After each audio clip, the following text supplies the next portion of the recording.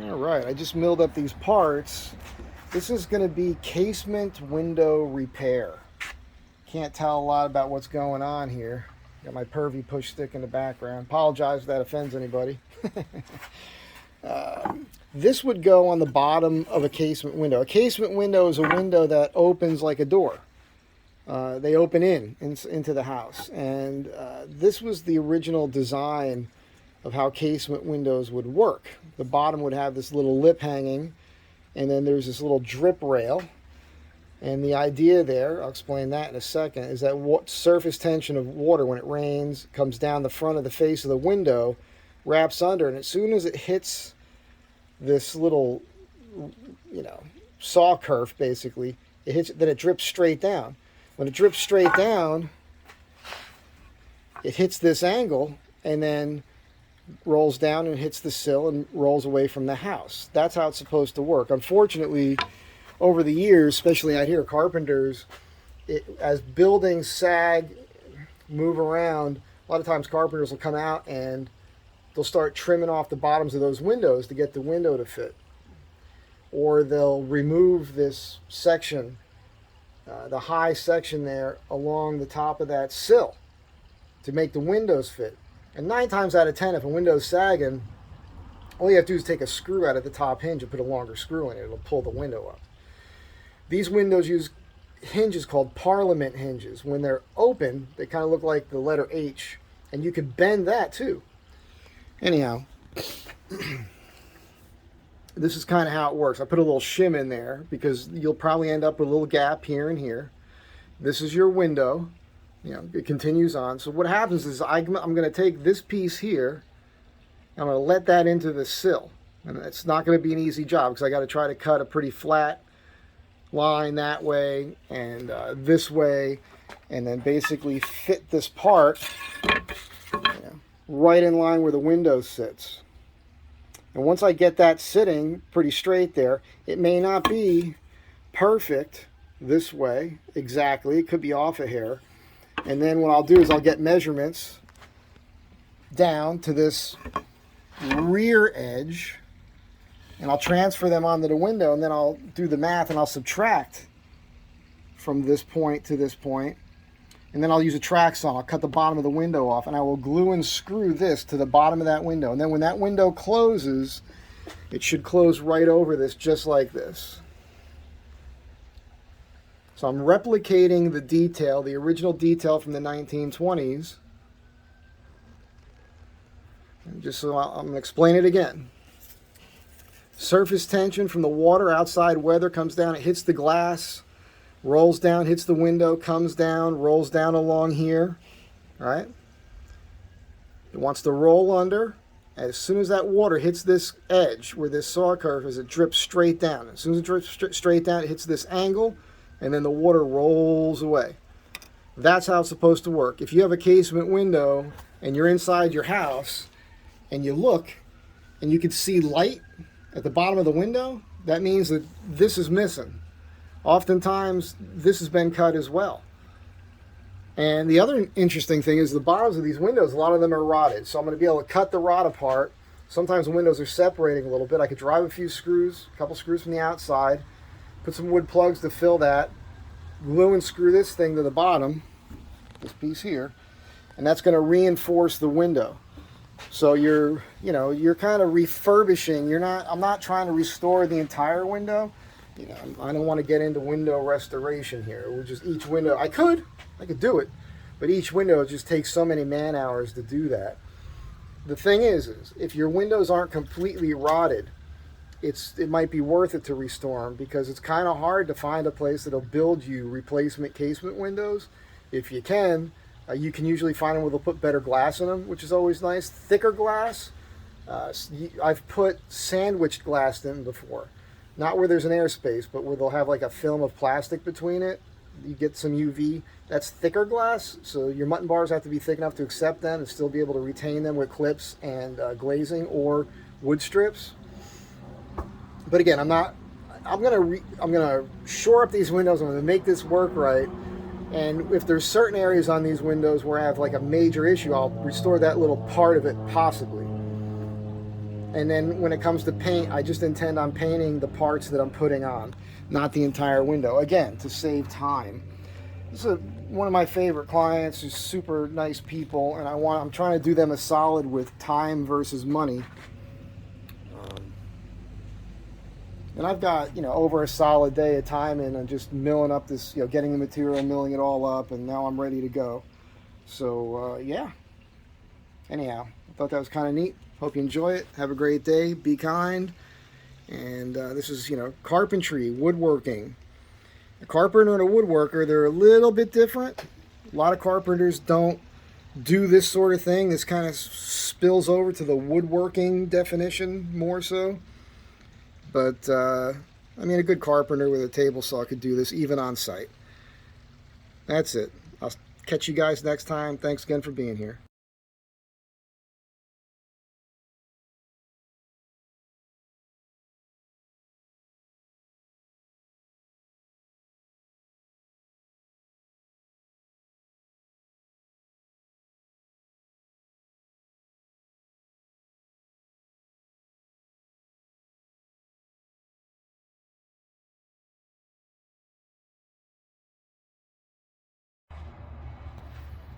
Alright, so I'm working on these windows, about to do these double windows. A lot of problems. People put this metal weather stripping in here because at some point they took down the lip here and cut down the bottom of these windows, I guess as they were sagging. Yesterday I did that window over there, and this one, which is outside, I had to glue and screw the bottom to that window. But you guys seen before, I've remade kind of what was originally here. Alright, so I'm caulking and screwing that into place. And then on this window, so this one's done, I have to belt sand it and prime it. I had to add a little bit to the top here.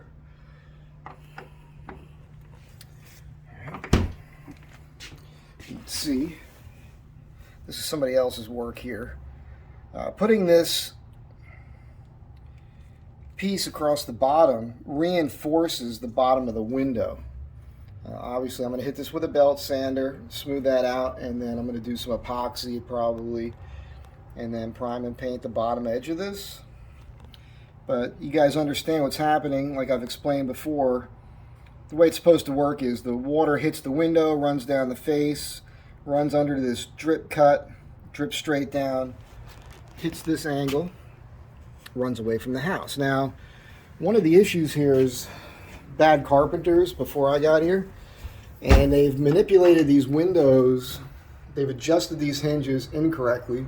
I'm not going to mess with them. They've been painted over 100 times. But you can see some light coming through here right now. That's not good, right? That's just air flying through the house. So a good way to fix that, this is not a door that anybody's walking through. So what I'm going to do is, once this is primed and painted, I'm going to close it, and then I'm going to put another stop out here. It's going to run right along this stop, but it's going to fit flush to the face of the window.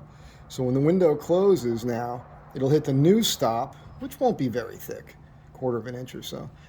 And that'll give us the air tightness that we need. And then up here, that stop is going to run up, and then what I think I'm going to do is I'm going to run a piece that's going to run straight across here. So, because part of our issue is the surface tension, the way that the house is built.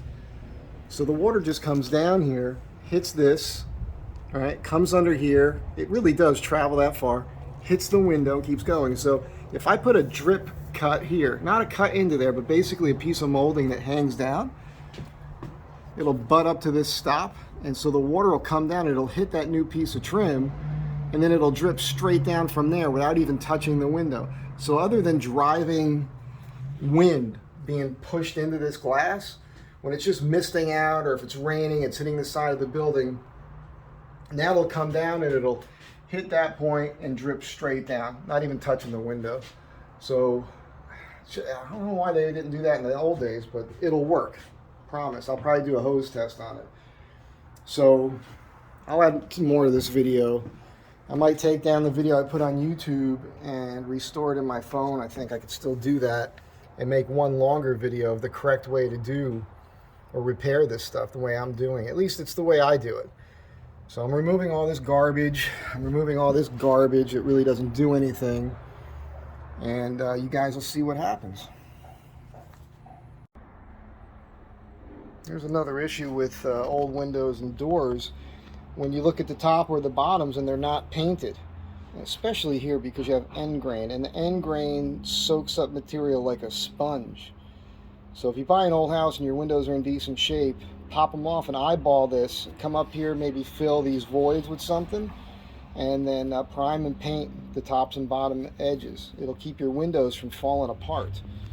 Part of the reason the bottoms separate is because they start sucking up moisture and then crack and separate at this point here.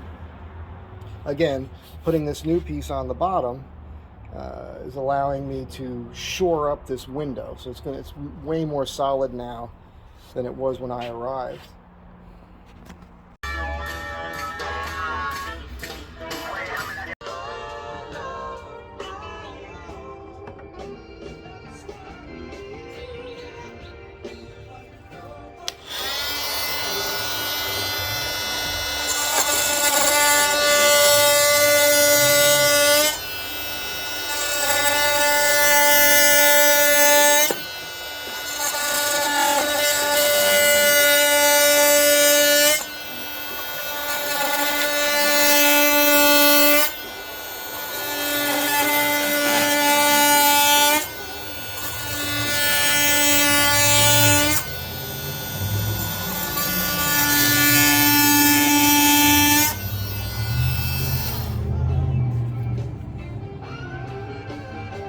This tool, I couldn't do this job as easily without it.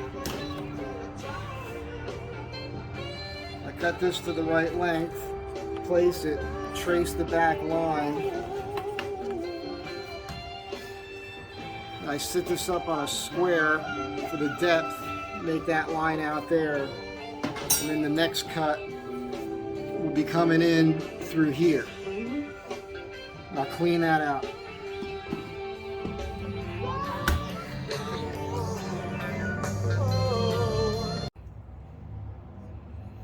Your number 90 rebate plane always comes in handy for this. I didn't have it yesterday. I was doing it by eye with a chisel. And now this piece here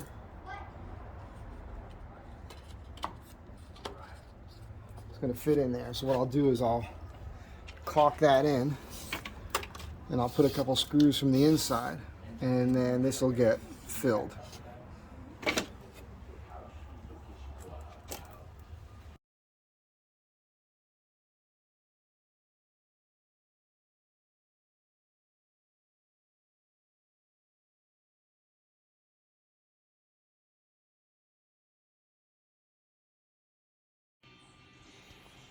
Okay, so I got these windows from the interior, they're done, but you can see that there's a little light coming through right here.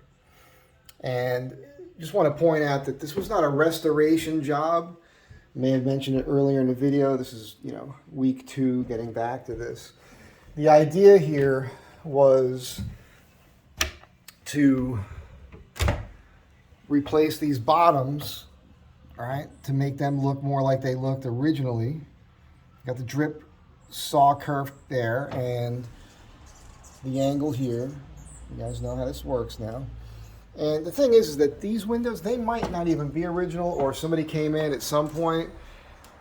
They've shimmed these windows in. Typically, as you guys know, your hinges are usually, look at this, they didn't even put screws in here. Normally these hinges are supposed to be mortised into the jamb, and none of them are. So somebody came in here and worked these windows down. You can see I added material up at the top here. Had to do that on a couple windows because the gap was huge.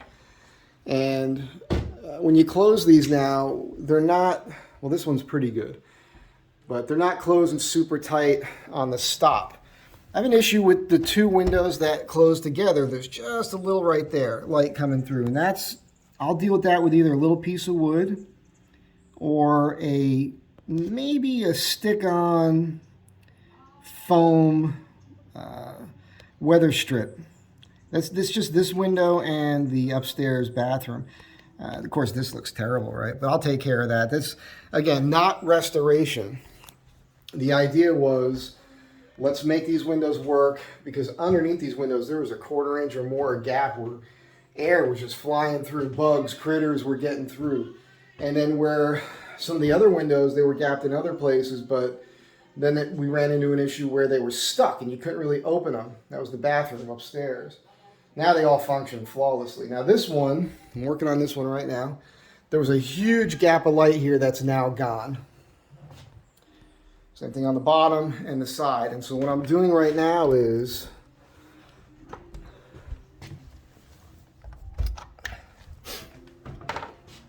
I'm putting this stop in. So this is, let's fix that, but this is a piece of mahogany. This is a piece of redwood. You see, so the water would run down to here and hit this and now drip straight down. And then this seals that gap, that air gap. So close that. And then this will get painted that same gray color, or close enough. And it'll look original. Now this was made from material I had at the shop. If I had more of it, I would have made this wider, because I had a couple spots where the nail cracked or came through here. So I'll deal with that. Right now I'm more concerned about making them all look uniform and correct. But yeah, pretty cool. I think I'll show you a couple of those steps while I'm hanging the other windows, while I'm doing that mahogany. Just the tools I'm using, they're kind of cool. You might not have seen them before.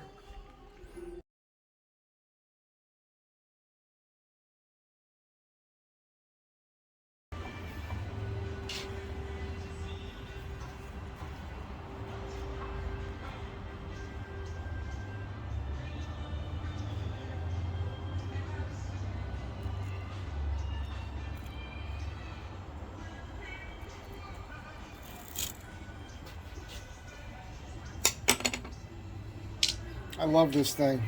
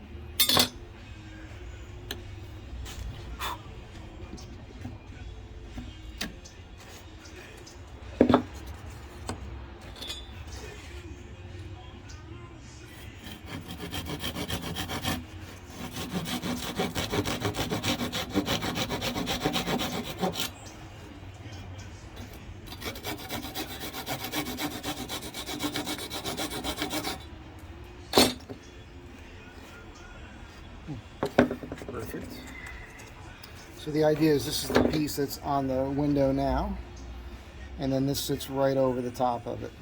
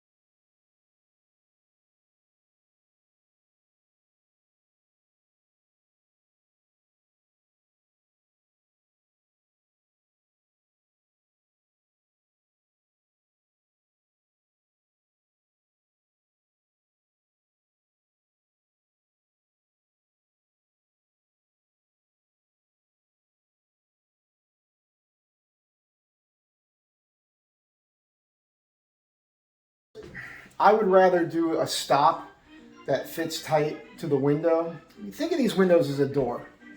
When you hang a door in a jamb, and I work on a lot of old houses where the jamb's already in place. Maybe the wall's out of plumb, whatever. And you have to hang the door plumb.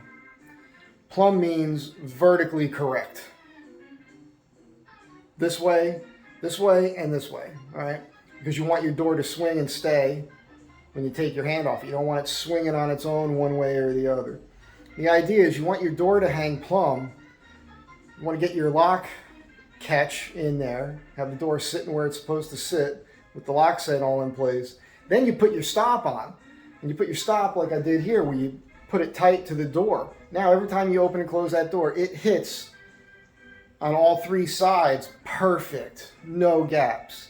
In this situation, these windows are all wacky and the walls are all wacky. And again, I could do a restoration on all these openings, but each one of these might take a day or more to get right. It sounds crazy, but that's just the way it is.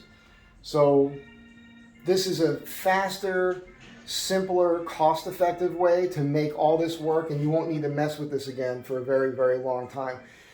I used to have a couple different sources. I had one, then I had another. I think I had a third that would make these casement windows for me back in the 90s and into the early 2000s, and they're not even in business anymore.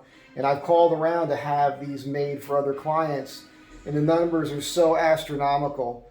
They just balk at it. They don't want to do it at all. So this is a better way to go, and it works. So that's just me.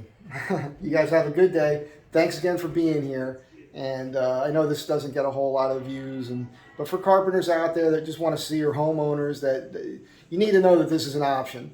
But you need to just find a guy that's willing to do it, and you have to understand it's more labor intensive than anything else. The materials, you could spend easily a few $100s, $500 or more in material, and then it's just paying somebody to take the time to make all these parts, fit everything like I'm doing, and all that other good stuff. So I'll catch you next time.